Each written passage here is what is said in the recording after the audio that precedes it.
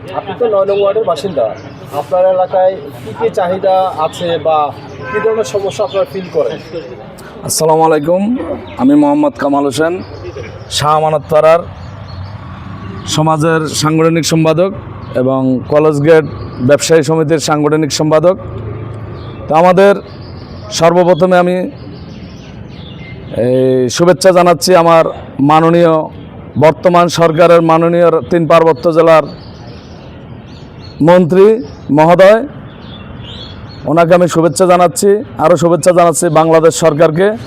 তা আমাদের সমস্যা হলো কলেজ গেট, আমাদের একটি কাঁচা বাজার নাই, হয়তো কিছুদিনের জন্য আছে, হয়তো কিছুদিন পর আবার এই কাঁচা বাজারটা হয়তো রোডসের জায়গা বলতেছে ওনরা, হয়তো ওনরা নিয়ে যাবে। তা আমরা মাননীয় মন্ত্রী মহোদয়ের কাছে আমরা আকুল আবেদন